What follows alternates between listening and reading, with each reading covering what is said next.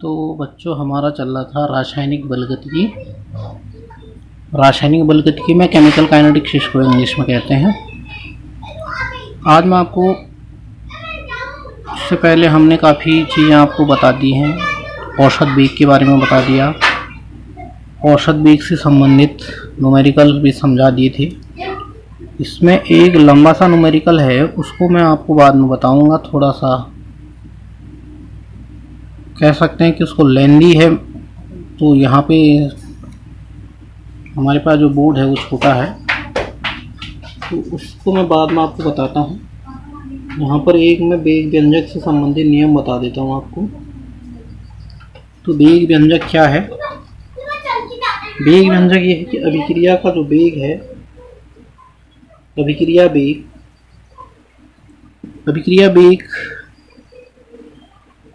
जो अभिक्रिया का वेग है,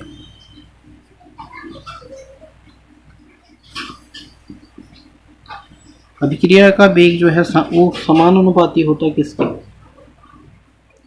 अभिकारक तथा अभिकारकों की सांद्रता के समानुपाती होता है। इससे पहले मैं आपको एक रिएक्शन बता देता हूँ। इससे पहले a plus small b equal to capital C into small c into capital D, capital C small d capital D, यानी कि A और B हमारे अभिकारक हैं और इसके उत्पाद C और D हैं। तो जो हमारा अभिक्रिया का वेग है वो A तथा B की सांद्रता पे निर्भर करेगा। तो हम इसको लिख सकते हैं, अभिक्रिया का वेग अभिकारकों की सांद्रताओं के समानुपाती होता है। तो A की सांद्रता बड़ी ब्रैकेट से इंटू B की सांद्रता बड़ी ब्रैकेट से।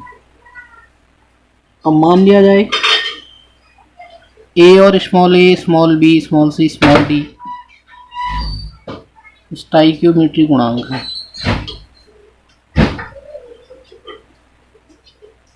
स्टाइकियोमेट्री गुणांक है। स्टाइकियोमेट्री गुणांक एक थ्योरेटिकल कॉन्सेप्ट है, थ्योरेटिकल संकल्पना है, जिसे हम किसी रासायनिक संतुलित समीकरण से देखते हैं या परिभाषित करते हैं। जबकि जो सांद्रता है ये एक प्रायोगिक कॉन्सेप्ट है। तो ये जरूरी नहीं है कि जो स्टाइकियोमेट्री गुणांक है वो और योगात्मक रूप से जो हम जो सांद्रता की वैल्यू आती है वो समान हों। ये आवश्यक नहीं है कि सांद्रता का मान और स्टाइकियोमेट्री गुणांक का मान दोनों समान है। इसलिए मान लिया जाए हम यहाँ पे अभिकारक A की सांद्रता को हम x से दिखा देते हैं। A की सांद्रता का मान x है तथा B की सांद्रता जो है यहाँ पे y है। तो हम इसको लिख सकते हैं, अभिक्रिया x और y, ये अभिकारक A की सांद्रता का मान है x, ये B की सांद्रता का मान y है। चूंकि स्टाइकियोमेट्री गुणांक से भिन्न है यहाँ पे, तो x को हम y ले लिया हमने। तो अब अभिक्रिया वेग, जब हम ये समानुपाती साइन हटाते हैं तो एक स्थिरांक हमें लेना पड़ता है यहाँ पे k। तो ये k स्थिरांक है, ये k जो है वेग स्थिरांक कहलाएगा। इसकी घात x है, इसकी घात y है। इस तरीके से हम इसको लिख सकते हैं। दूसरी बात जो है, यहाँ पे जो हम वेग है, वेग का हम यहाँ पे अवकलन लेते हैं। वेग का अवकलन हम लेंगे सांद्रता तथा समय के संदर्भ में। तो वेग का अवकलन हम लिखते हैं minus dr upon dt, dr by dt। तो गणित वाले थोड़ा ज़्यादा इसको अच्छे से समझ पाएंगे। जैसे हम इसको dx बाई x और टी के सापेक्ष लिखेंगे तो D x by D T लिखते हैं। यहाँ पे आर हमें रिएक्टेंट की कंसंट्रेशन है, आर जो है यहाँ पे अभिकारक की सांद्रता है, और टी जो है समय है, और जो माइनस साइन है ये दिखा देता है कि अभिकारक की सांद्रता यहाँ पे घट रही है। तो इसको हम लिख सकते हैं k इंटू ए की घात x इंटू बी की घात y। तो जो हमारा वेग का अवकलन समीकरण आता है वो ये है, d बराबर यहाँ पे माइनस साइन होगा D R by D T equal to K into A की घात x बी की घात y, जहाँ के हमारा क्या होता है,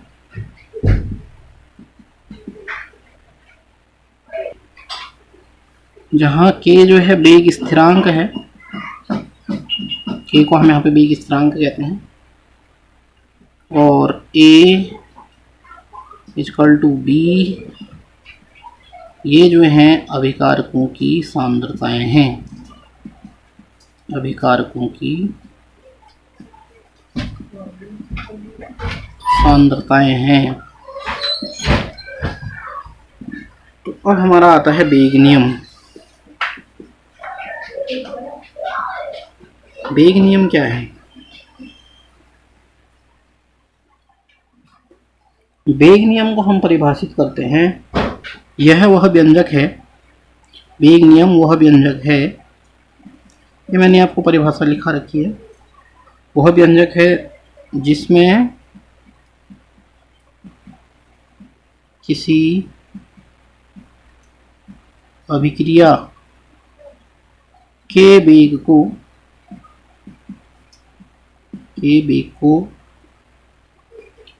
अभिकारकों की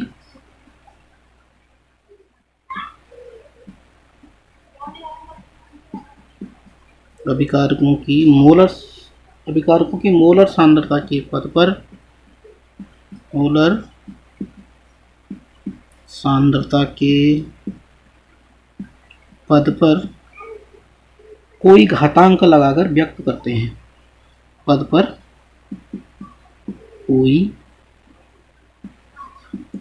घातांक लगाकर व्यक्त करते हैं। तो जैसे हमने इस समीकरण में लिखा है यहाँ पे ए की घात x बी की घात y, तो ये हमारी मोलर सांद्रता के ऊपर कोई घातांक का मतलब घात का अंक, जैसे ए की सांद्रता ए की सांद्रता का मान कितना आया, वो एक कोई आंकिक वैल्यू होगी, उसको हमने यहाँ रख देना है। ऐसे बी की सांद्रता की जो आंकिक वैल्यू है वो हमने यहाँ पे रख देना है। और चूंकि सांद्रता जो है हमारा एक प्रयोगात्मक कॉन्सेप्ट है, इसलिए हम इसको स्टाइकियोमेट्री गुणांक से, ये स्टाइकियोमेट्री गुणांक जो हमारा संतुलित रासायनिक समीकरण से हम देखते हैं उसके आंकिक मान के समान भी हो सकता है अथवा नहीं। तो ये हमारा वेग नियम है, और इसको हम एक हिसाब से वेग व्यंजक कह सकते हैं। ये नियम हो गया वेग नियम, ये वेग व्यंजक हो गया।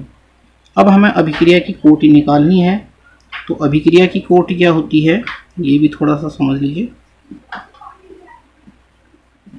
अभिक्रिया की कोटि,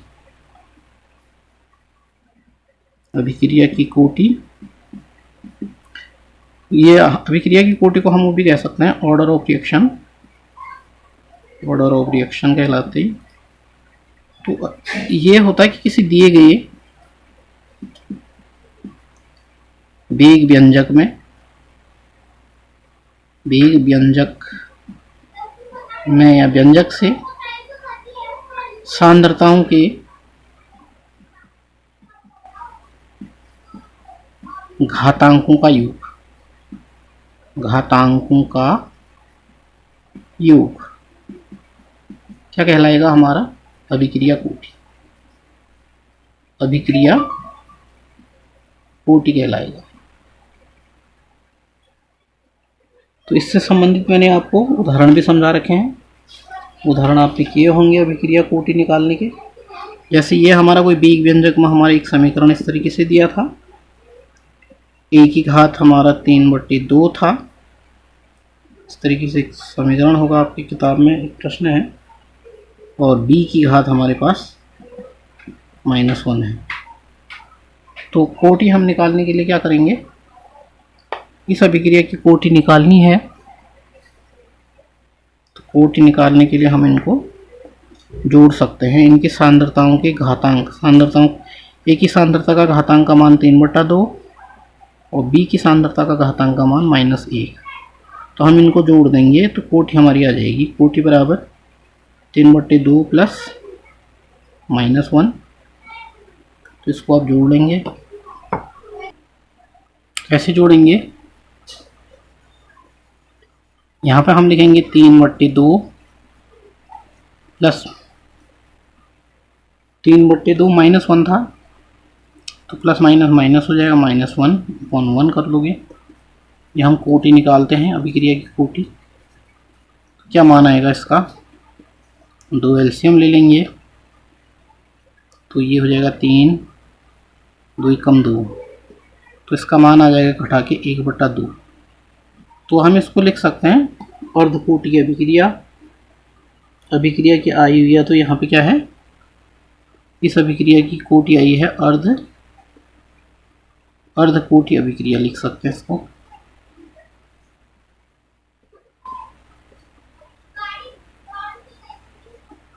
या अभिक्रिया की कोटि हमारे पास क्या हो सकती है, भिन्नात्मक।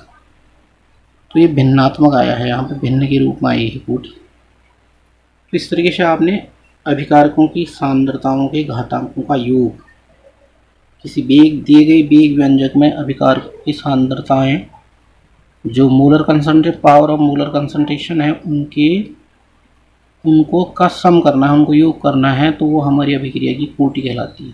तो परिभाषा हो जाएगी अभिक्रिया कोटि की कि दिए गए वेग व्यंजक में अभिकारक पदार्थों की सांद्रताओं के घातांकों का योग अभिक्रिया की कोटि कहलाती है। इसके बाद एक टर्म आता है, जैसे आप इसके मात्रक कैसे निकालते हैं। वेग स्थिरांक के मात्रक थे हमारे पास, तो ये भी आपको बताया था। वेग स्थिरांक, ये भी आपको बता रखें, वेग स्थिरांक के का मात्रक। अब वेग स्थिरांक के का मात्रक शून्य कोटि के लिए अलग है, प्रथम कोटि के लिए अलग है, द्वितीय कोटि के लिए अलग है। तो हमें इसका कैसे निकालना है, हम सबसे पहले लिखेंगे, जैसे हमने शून्य कोटि के लिए निकाला होगा, आपने ध्यान दिया होगा यहाँ पे। तो शून्य कोटि के लिए मैंने आपको समझाया था, पहले हम वेग का मात्रक देख लेते हैं कि वेग का मात्रक क्या होता है।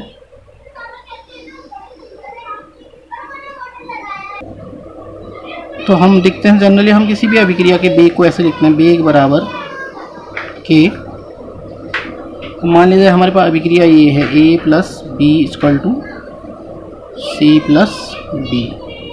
तो इनकी सांद्रता स्मॉल ए, इसका स्टोइकियोमेट्रिक गुणांक स्मॉल बी, ये सी, ये कैपिटल डी है। तो हम इनके के लिए वेग समीकरण इस तरीके से लिखेंगे, a की घात x इंटू बी की घात y। ठीक है। अब हम इसके लिए लिख सकते हैं कि x,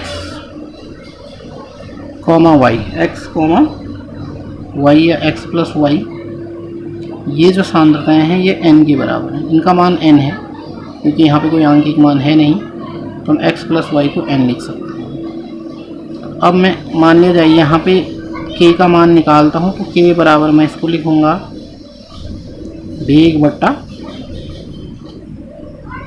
a और b हमारी क्या है, a और b बराबर हमारे पास है सांद्रता। तो a और b की हम इसको हम यहाँ पे लिख देते हैं सांद्रता। देखो k निकाला हमने, तो ये सांद्रताएं हमारी वेग के नीचे आ जाएंगी। तो k बराबर वेग बट्टा ये a और b होगा। a और b की जगह हमने रख दिया सांद्रता, x प्लस y की जगह तो हमने रख दिया n। तो x प्लस ये a प्लस b है, सांद्रता की जगह पे a प्लस b था, और a प्लस b की घात था x, a की घात x, b की घात y। तो यहाँ पे हमने x प्लस y बराबर n कर दिया। तो अब n बराबर हमारे पास सांद्रताएं हैं, तो सूत्र बन जाएगा k बराबर वेग बट्टे सांद्रता। अब वेग का मात्रक आपने इससे पहले निकाला था, और सांद्रता का मात्रक आपको पता होगा, तो सांद्रता मैं पहले यहाँ पे समझा देता हूँ। सांद्रता क्या होता है, 1 लीटर बिलियन में कितने मोल घुले हैं, तो मोल बट्टा लीटर। तो सांद्रता का मात्रक हमारे पास हो जाता है मोल प्रति लीटर होता है, यानी कि 1 लीटर में कितने मोल हैं, तो मोल लीटर इनवर्स सांद्रता होता है। अब बेग का जो मात्रक आता है, बेग क्या होता है, बेग हमने लिखा है, बेग नियम से हमने क्या लिखा था इसको, dr/dt लिखा था। तो dr क्या हुआ, अभिकारक की सांद्रता, सांद्रता का मात्रक फिर से मोल लीटर इनवर्स, और समय dt है तो dt समय का मात्रक सेकंड। तो जो हमारा बेग का मात्रक आता है, बेग बराबर जो मात्रक आता है हमारा, ये आ जाएगा क्या, मोल लीटर इनवर्स सेकंड की घात -1। तो ये हमारा बेग का मात्रक हो गया, ये बेग का मात्रक हो गया, ये सांद्रता का मात्रक हो गया मोल लीटर इनवर्स। अब इसकी घात n है तो ये n रख देंगे। n हमारा अभिक्रिया की सांद्रता है, अभिकारक की सांद्रता है, n का मान कुछ भी हो सकता है 0 से लेकर 1 2 3 तक। तो यहाँ हम बेग का मात्रक रख देते हैं मोल लीटर इनवर्स सेकंड इनवर्स बट्टे सांद्रता है मोल लीटर इनवर्स की घात n। तो अब इससे हम जो है शून्य कोटि के लिए बेग स्थिरांक k का मात्रक निकाल लेंगे।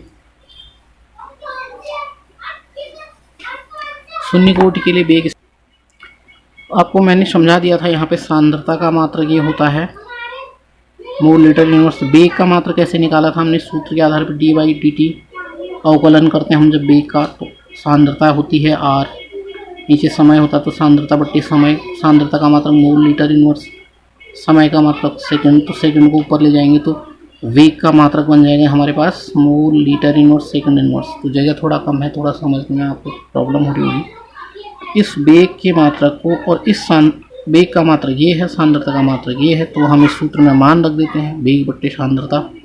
तो मोल लीटर बट्टे, सॉरी बेग का मात्रक ये आ जाएगा मोल लीटर इनवर्स सेकंड इनवर्स, मोल लीटर इनवर्स सेकंड इनवर्स बट्टे सांद्रता मोल लीटर इनवर्स की घात n। अब इससे जो है, हाँ तो बच्चों मैं आपको बता रहा था कि हम जैसे शून्य कोटि के लिए निकालते हैं, मैं यहाँ पे निकाल रहा हूँ शून्य कोटि। शून्य कोटि के लिए वेग स्थिरांक, शून्य कोटि के लिए वेग स्थिरांक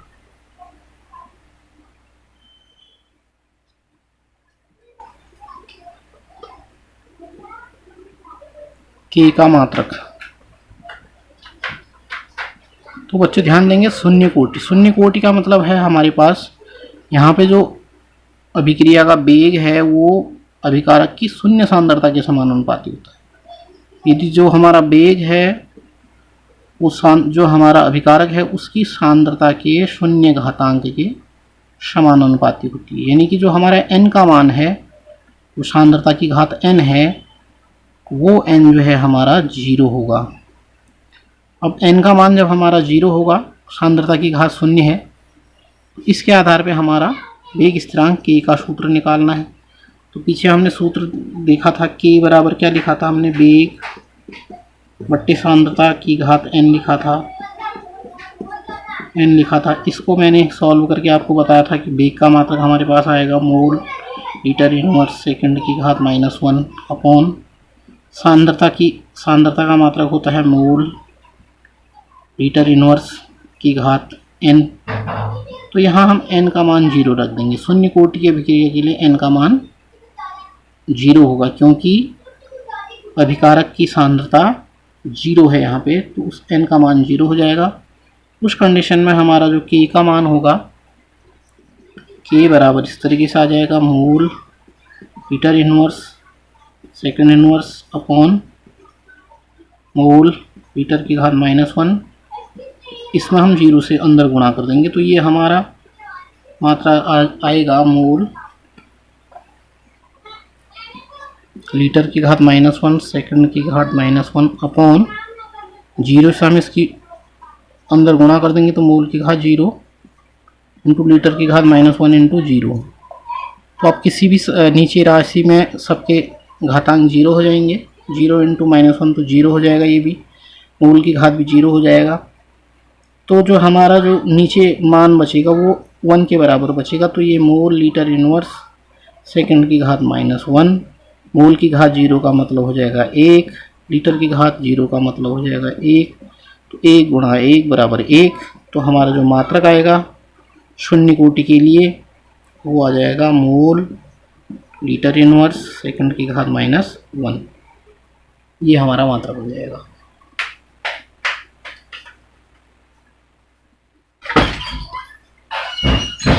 अब ठीक इसी प्रकार से मैं प्रथम कोटि की अभिक्रिया के लिए वेग स्थिरांक k का मात्रक निकालूंगा। तो यहाँ पे मैंने लिख दिया है प्रथम कोटि के लिए वेग स्थिरांक k का मात्रक। ये यहाँ पे थोड़ा भूल गया है तो यहाँ मात्रक है। तो मान लिया जाए हम प्रथम कोटि की अभिक्रिया के लिए हम ये कहते हैं कि वेग जो है हमारे अभिकारक पदार्थ की प्रथम घातांक सांद्रता के प्रथम घातांक के समानुपाती होता है। तो सांद्रता की घात हमारे पास यहाँ पर 1 होती है। तो मान लिया जाए कोई भी अभिकारक है उसकी सांद्रता का मान 1 होगा तो प्रथम कोटि की अभिक्रिया कहलाएगी। तो यहाँ पे हमारा जो n होगा वो बराबर 1 हो जाएगा। अब n का मान 1 होगा तो हम यहाँ पे n की वैल्यू 1 रखेंगे। शून्य कोटि में 0 रखा था। तो फिर मैं इसी को आगे करूँगा k बराबर वेग की जगह पे हमारा ये मात्रक होगा मोल लीटर इनवर्स सेकंड की घात -1 है ये, बट्टे मोल लीटर की घात -1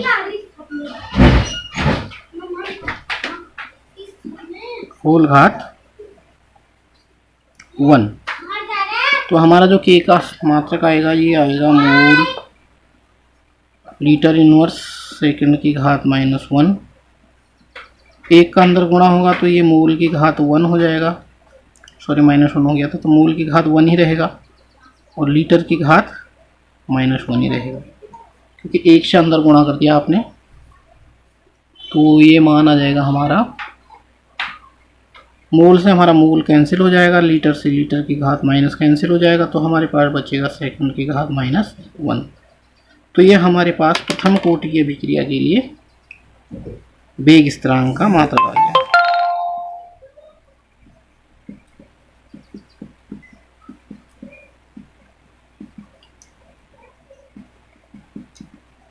का वेग स्थिरांक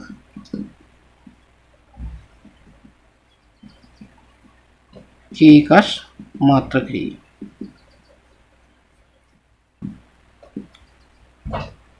अब जब आप द्वितीय कोटि की अभिक्रिया का मात्रक निकालेंगे तो प्रथम कोटि की अभिक्रिया के लिए हमारे पास वेग स्थिरांक k का मात्रक हुआ सेकंड की घात -1 और द्वितीय कोटि के लिए अगर हम यहाँ पे द्वितीय कोटि के लिए वेग स्थिरांक k की गणना करेंगे तो यहाँ n का मान 2 हो जाएगा। तो n का मान 2 होगा तो हमारे पास सूत्र यही रहेगा k बराबर वेग बट्टे सांद्रता की घात n। तो सांद्रता होती है हमारी मोल लीटर इनवर्स, तो यहाँ पर रख देंगे मोल लीटर इनवर्स। वेग होता है मोल लीटर की घात -1 सेकंड की घात -1। तो ये आ जाएगा मोल लीटर की घात -1 सेकंड की घात -1। वेग की जगह पे वेग का मात्रक, सांद्रता की जगह पे सांद्रता का मात्रक। अब n की जगह पे आपने चेंज कर देना है। n की जगह पे क्या हो जाएगा हमारे पास, क्योंकि हम द्वितीय कोटि के लिए वेग स्थिरांक का मात्रक निकालेंगे तो मैं अगर द्वितीय कोटि लिखता हूँ यहाँ पर तो आप यहाँ पे n की वैल्यू 2 कर देंगे। 2 करेंगे तो 2 का अंदर गुणा हो जाएगा, 2 की घात लीटर की घात -2 यहाँ हो जाएगा, मोल स्क्वायर यहाँ हो जाएगा। फिर इसको आप सॉल्व करेंगे तो जो भी इसका मात्रक बनेगा उसको आप लिख लेंगे। मेरे ख्याल से ये बनना चाहिए मोल की घात -1 लीटर सेकंड इनवर्स। तो ये हमारा द्वितीय कोटि आएगा। इसी प्रकार से हम तृतीय कोटि की अभिक्रिया का मात्रक भी निकाल सकते हैं। तो अब मैं समझता हूँ आपको ये आ जाएगा।